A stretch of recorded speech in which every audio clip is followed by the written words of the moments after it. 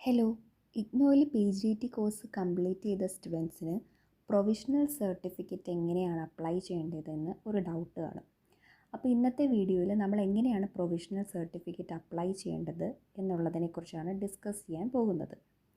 അപ്പോൾ നിങ്ങൾ ഈ ചാനൽ ആദ്യമായിട്ട് കാണുന്നവരാണെങ്കിൽ തീർച്ചയായിട്ടും ഈ വീഡിയോ ലൈക്ക് ചെയ്യണം, സബ്സ്ക്രൈബ് ചെയ്യുക ചാനൽ, അതുപോലെ തന്നെ ഫ്രണ്ട്സിന് ഇത് ഷെയർ ചെയ്ത് കൊടുക്കുക വീഡിയോ. അപ്പോൾ നമുക്ക് എങ്ങനെയാണ് പ്രൊവിഷണൽ സർട്ടിഫിക്കറ്റ് അപ്ലൈ ചെയ്യേണ്ടതെന്ന് ഞാൻ പറഞ്ഞുതരാം. നിങ്ങൾ പ്രൊവിഷണൽ സർട്ടിഫിക്കറ്റ് അപ്ലൈ ചെയ്യാനായിട്ട് പ്രത്യേകിച്ച് ഒന്നും ചെയ്യേണ്ട കാര്യമില്ല. നിങ്ങൾ ഇഗ്നോയിൽ അഡ്മിഷൻ എടുത്ത ടൈമിൽ കൊടുത്ത അഡ്രസ്സ് ഉണ്ടല്ലോ, ആ അഡ്രസ്സിലോട്ടായിരിക്കും നിങ്ങളുടെ പ്രൊവിഷണൽ സർട്ടിഫിക്കറ്റ് വരുന്നത്.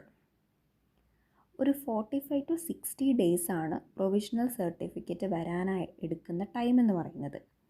ഇപ്പം ഞാൻ എൻ്റെ കാര്യം പറയുകയാണെങ്കിൽ, ഞാൻ ഇഗ്നോയിൽ PGDT കോഴ്സിൻ്റെ എക്സാം എഴുതിയത് ഡിസംബറിലാണ്.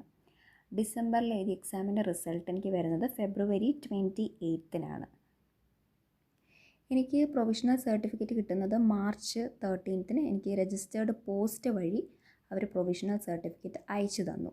അപ്പോൾ നിങ്ങൾക്ക് എല്ലാവർക്കും അറിയാവുന്ന പോലെ നമ്മൾ കോഴ്സ് പാസ്സായാൽ മാത്രമേ സർട്ടിഫിക്കറ്റ് അവർ അയച്ചു തരത്തുള്ളൂ. അത് രജിസ്റ്റേർഡ് പോസ്റ്റ് വഴി നിങ്ങൾക്ക് അയച്ചു തരുന്നതായിരിക്കും അവർ നിങ്ങളുടെ പ്രൊവിഷണൽ സർട്ടിഫിക്കറ്റ്. പ്രൊവിഷണൽ സർട്ടിഫിക്കറ്റിൽ നിങ്ങളുടെ ഗ്രേഡ് കാർഡ്, പിന്നെ അതുപോലെ തന്നെ നിങ്ങളുടെ പെർസെൻറ്റേജ്, എത്ര പെർസെൻറ്റേജ് കിട്ടി, അങ്ങനെയുള്ള കാര്യങ്ങൾ, പിന്നെ നിങ്ങളുടെ ഫസ്റ്റ് ക്ലാസ് ആണോ സെക്കൻഡ് ക്ലാസ് ആണോ, അങ്ങനെ എല്ലാ കാര്യങ്ങളും പ്രൊവിഷണൽ സർട്ടിഫിക്കറ്റ് ഉണ്ടായിരിക്കും. പ്രൊവിഷണൽ സർട്ടിഫിക്കറ്റ് കിട്ടിയതിന് ശേഷം മാത്രമേ നിങ്ങൾക്ക് ഒറിജിനൽ സർട്ടിഫിക്കറ്റിന് അപ്ലൈ ചെയ്യാൻ പറ്റത്തുള്ളൂ. സോ നിങ്ങൾക്ക് PGDT കോഴ്സിനെ പറ്റി എന്തെങ്കിലുമൊക്കെ ഡൗട്ട്സ് ഒക്കെ ഉണ്ടെങ്കിൽ കമൻറ്റ് ബോക്സിൽ ചോദിച്ചാൽ മതി. ഞാൻ അതിന് റിപ്ലൈ തരുന്നതായിരിക്കും, അല്ലെങ്കിൽ നമ്മൾ ഇതിനെപ്പറ്റി ഒരു വീഡിയോ ഒക്കെ ചെയ്യുന്നതായിരിക്കും. സോ